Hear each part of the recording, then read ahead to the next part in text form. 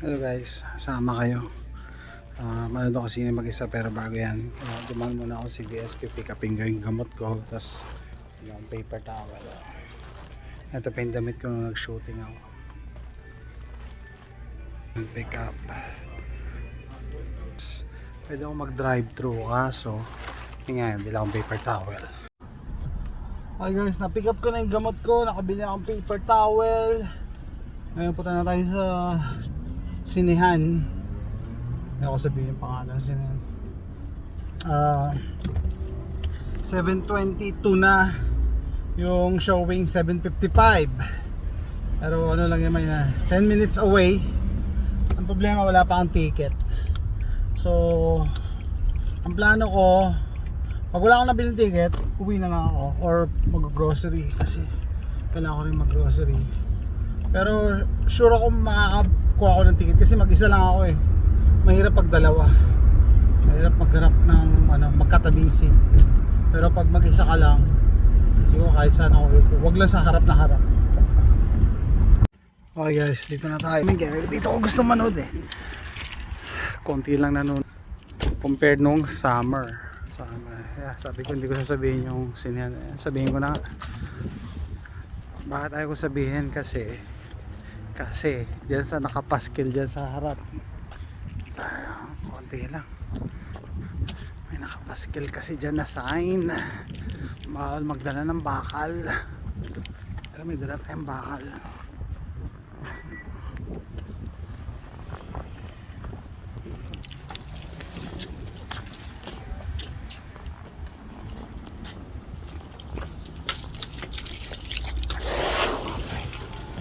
Madala mga kumot po mga to.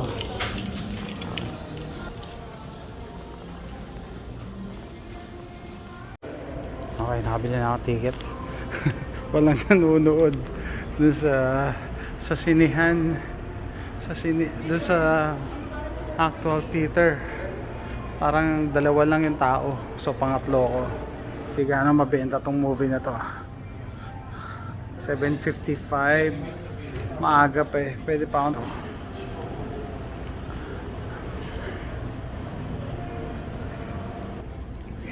7, theater 7 daw. Tumala ako. May muna tayo. Ito yung panonorin ko. This Hunting in Venice. Yan. Panonorin ko. Yan, time check muna tayo. Still early. Oras na ba? Saan nito? Walang nagche-check ng bag. Siyempre hindi ako pwede maging victim. Oras na 7:32. Punta na tayo nga para makita nyo yung makita nyo yung sinihan ulit. Pinakita na namin to ng Barbie eh. Daming tao noon ng Barbie. Pero ngayon walang tao kasi school days. Tapos weekday pa. Nagawa ko Theater 7 F8. Okay, tara, let's go. Showing pa din, no? Cleaning in progress.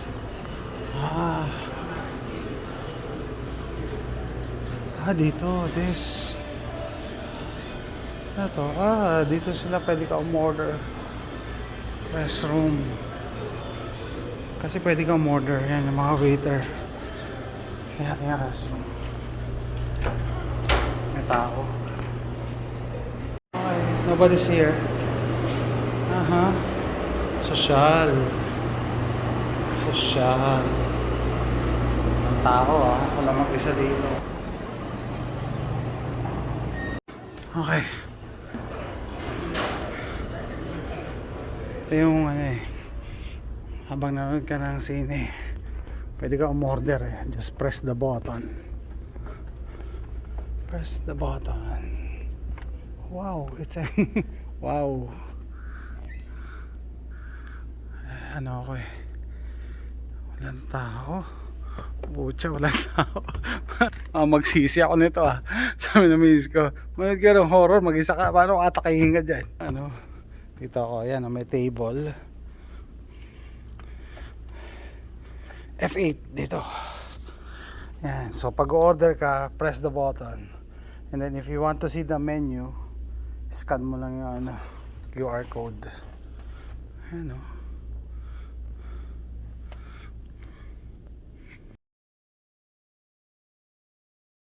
Magti 360 ako.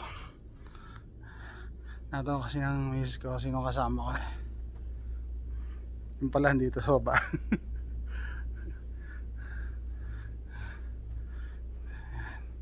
Nobody's here. Walang nanonood. Okay. Puna tayo. Tapos to? Recliners to yan. Power recliner. Okay guys, nakaupo na ako Ako lang mag-isa rito. Tapos horror panonoorin ko. Diyos ko po. Nagsisi ako nito Share ko pala yung pagbili ng ticket So usually pag maganda yung palabas, pag alam mo maraming tao manonood, bumibili na kami online. Ang problema pag bumili ka online, magbabayad ka ng service charge, parang ganoon, or convenience fee, additional $2 or $3. So pag Tuesday kasi 50% off, so $6 lang ang ticket ngayon. Usually regular is $12. So pag nagpa-reserve ako online, yung $6 magiging $9 plus tax 10. So sabi ko, I'll take the risk. Sabi ko mukhang hindi naman to mabenta. Totoo nga, 3 lang kami manonood. Nakita ko may nakabook na 2 diyan sa harapan ko sa baba. Kaya pakita ko pala yung recliner.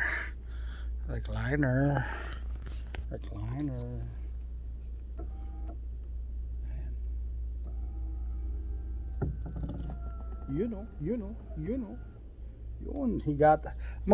Maganda rito, higata talaga Yeah, sarap manood Sarap dito pagka in order namin? Liquor, pwede ko order ng alak cocktails. Yan. Okay guys, since ako lang mag-isa rito, vlog pa tayo. Anong genre ba paborito niyo Ako kasi ever since nung high school ako sa FEU, mahilig na ako manood ng sine lang, kahit mag-isa lang ako. Pero gusto ko sci-fi, action. Siyempre sci-fi, action, adventure, tsaka horror. Pero hindi lahat ng horror may pinipili lang ako. Kahapon naisipan ko lang kaya panoorin ko to. Kasi yung isa, yung The Last Voyage of the Demeter, hindi ko napanood, ang hinayang ko sana pinanood ko. Pagka pinanood ko yun, $6 lang. Pagka pinanood ko ngayon sa Amazon Prime, $12 ang rent, mahal. Sabi ko may tasul manood ako pagka Tuesday. Yan, tapos sana nga manonood ako lunchtime habang wala pang mga tao sa bahay. Ang problema, nag-shooting ako kanina, kaya suot ko pa yung t-shirt, di pa ako boyert. Nag-shooting ako kanina. Kaya sabi ko, kaya ko pa kaya manood ng sine? Puti naman, pumayag bisis ko.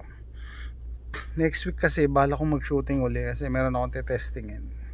Kaya baka hindi ako makanood next week, or iba na panonoorin ko next week.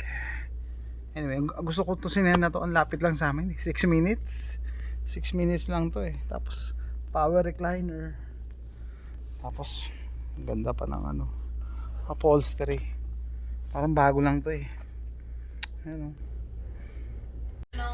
mukhang delikado ko 7:55 yung palabas, 7:45 na, wala pang dumarating, hindi pa dumarating yung dalawang nakabook. Mag-isa na ako dito, tasoro, patay tayo dyan. Welcome up with Perry Nemiroff. This is the newbie segment that brings you closer to the artists that create the movies that you...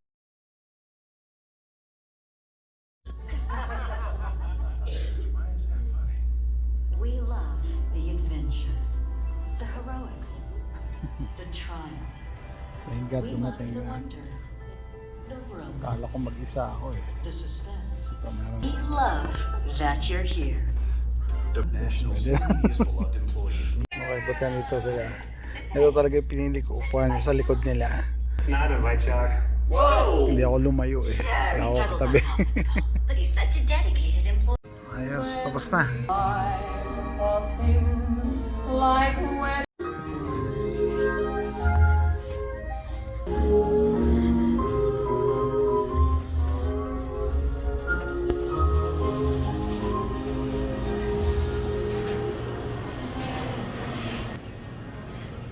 Maganda yung pelikula. Okay, wala ba? It's ay. Basta. Ganda yung sinihan na to. James Bond. Elvis Presley.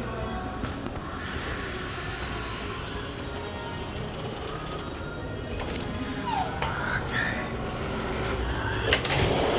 Ayos. Ganda. Hindi ko na.